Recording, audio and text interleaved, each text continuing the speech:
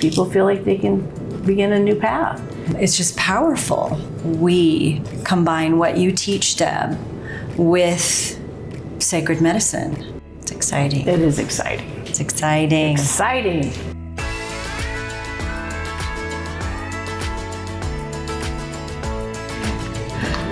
Good morning. Hey.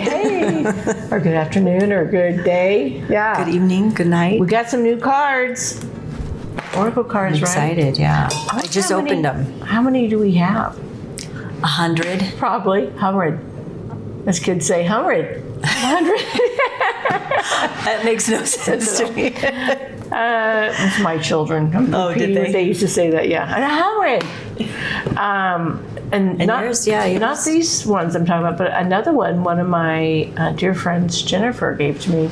I started playing with them, and You like them? yeah, they have like Carl Jung and all this, which Your dude. one of my Your dudes. dude that you channeled. Yeah.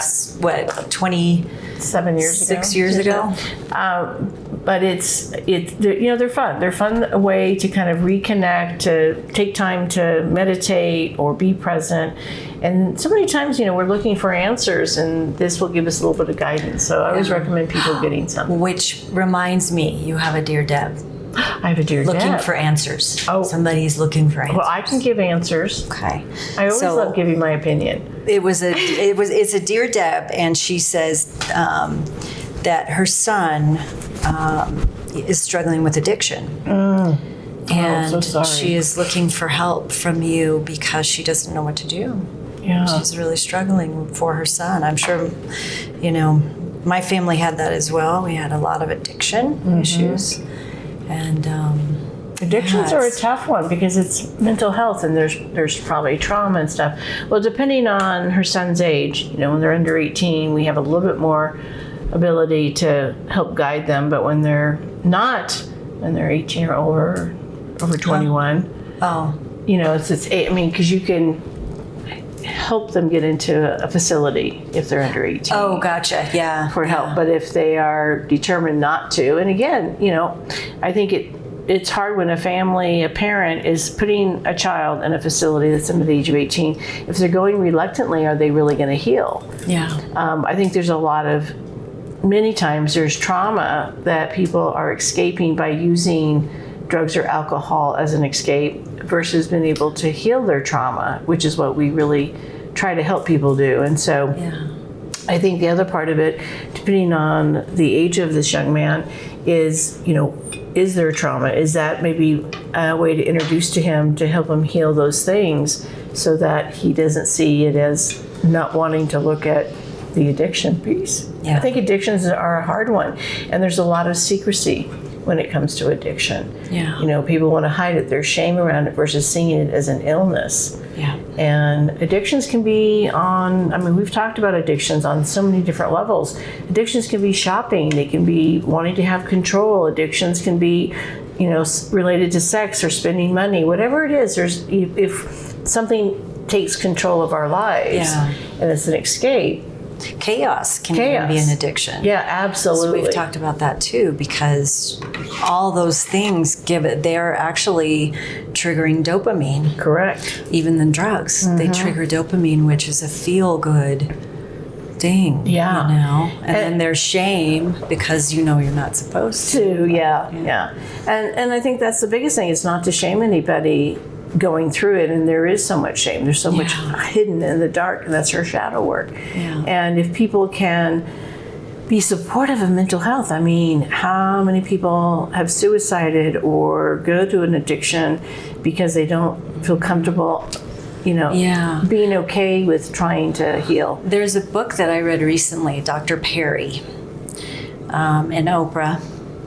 And it was about, not recently again, I've read it before, but they talked about even addiction of young girls and I'm just going to use this as an example, but at an orphanage that Oprah runs in Africa, where they had an epidemic of cutting.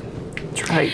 And the cutting actually the way that they explained it, I'm not the expert, but the way they explained it is that they would actually cut because it gives them that little dopamine hit, which is almost like self-medicating.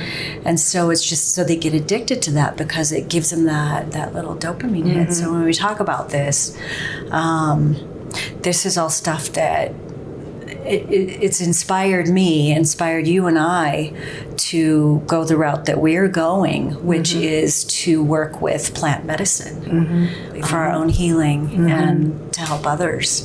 And we're seeing great results, and it can help us rewire the brain. And well, there's studies out there after study after study. Johns Hopkins, NYU, Harvard, yeah. All of them have been studying psilocybin. Well, the earth can provide for us in so many ways, Yeah. And I think They have to be over 21 absolutely in order to work with plant medicine, but it's really helping people understand there's no shame in what they're going through.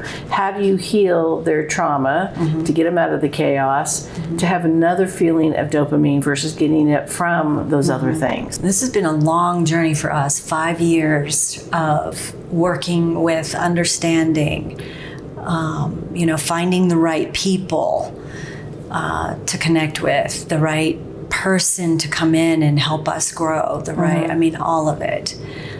Which is a big undertaking. And It has been 5 years of this, yeah. but it's getting closer to understanding. Closer, yeah. And I think it's letting people know that there are alternatives And out this there. is the real deal. This is the real deal. Give clarity around what you mean by that. So it is just, it's just powerful. The power of the medicine, the power of how we combine what you teach them with sacred medicine. It's very powerful, that alignment.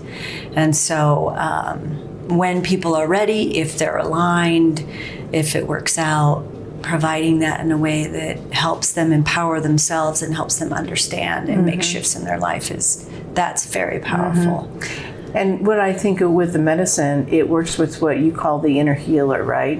So many times I think on certain types of healing around especially addictions, there's some traditional things out there that have been very successful. Yeah. We're not just discounting that, but there's also other ways because it's not always the only way, and some people are not able to recover. Yeah.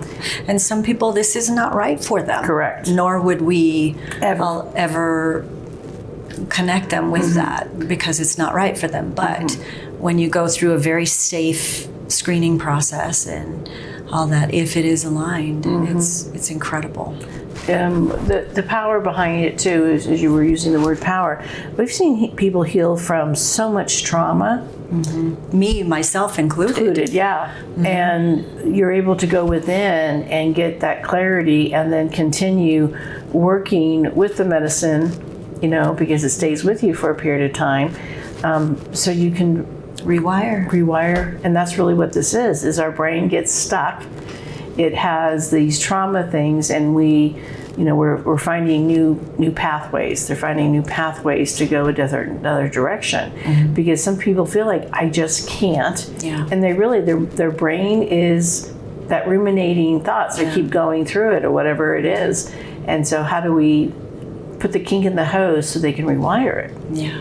And when you look at these addictions, it takes so much away from possibilities of what someone can become. And people can overdose. People can, but they lose jobs and families and, finances and all these different things.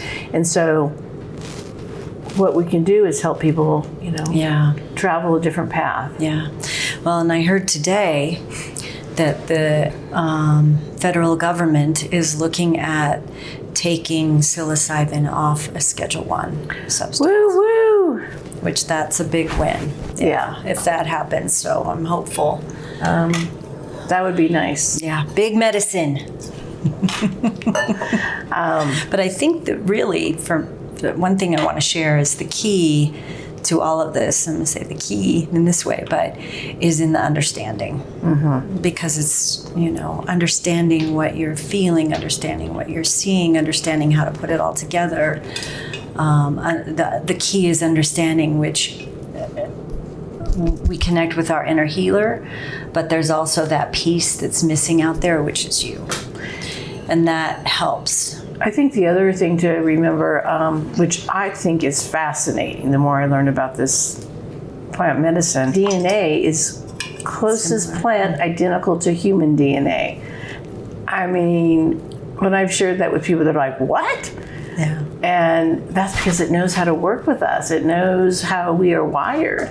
And not that pharmaceuticals can't be a benefit, but it's not a natural product that can work with our DNA. Just about going beyond our trauma and our addiction or our healing, our grief. And it's not about letting it go. It really is about understanding why there was an addiction or there is an addiction, or why we have these patterns, or what we're allowing the trauma to continue to control us. And when we get to be able to rewire that and have these new perspectives, all of a sudden people feel like they can begin a new path, begin to heal.